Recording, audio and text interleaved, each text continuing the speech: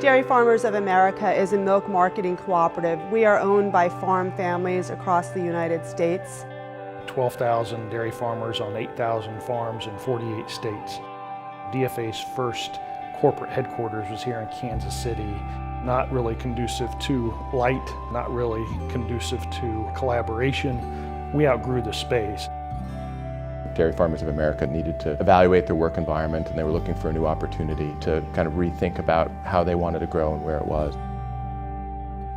We had very clear goals and objectives when we set out to build this building.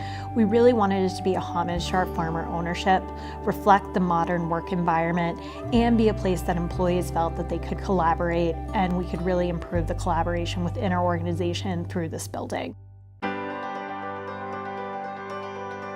As our organization continued to grow and we strove to bring in diversity in the workplace, it really became quite evident to us that we were operating as an organization of yesteryear. What we were really looking for is to move far away from that traditional office space and move into a space where collaboration and a heartbeat center of the building was pretty evident when you came in. What we wanted to make sure we focused on here was creating a more collaborative, a more inclusive environment that facilitated that unintentional as well as intentional interaction among colleagues. One of the things that is impressive is the variety of meeting spaces that we have. This was something that was asked for and has been received very well and being utilized, and it had that collaborative effect. And I keep coming back to that concept because that's exactly the effect it's having, is an increase in collaboration and opportunities for colleagues to work together in ways that was really more difficult to do in our prior space. On each floor we kind of created these living rooms, really kind of taking the idea of a lobby and making it feel residential. And so it's not just some isolated area that you're afraid to walk into. Really trying to create these living rooms that really become just these multifunctional spaces, no different than your living room at home. Really trying to create this environment that does it all. Things that used to take a lot of time to do just fall away, right? So of course there's the don't have to email the person about something, I can just ask them. We used to be a stacked building, right? Now you can easily take a look around and folks are right there, especially with my own team. We elected the bench type space, which for us is really valuable. We can see each other very well. I can have ad hoc meetings. One of the best things that we did in this process was our engagement committees, and that was providing all of our colleagues an opportunity to participate on various topics in the building. We received a tremendous amount of valuable feedback from all of those engagement committees. Now, were we able to act on every single request? No, but I will tell you we were better off for having considered all of those different requests, all that different input.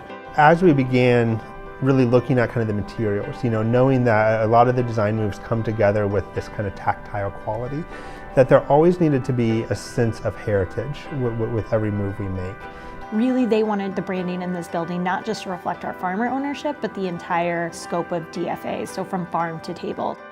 So we wanted to honor that feel that this has an agrarian root, has a certain kind of honesty of the way things are detailed.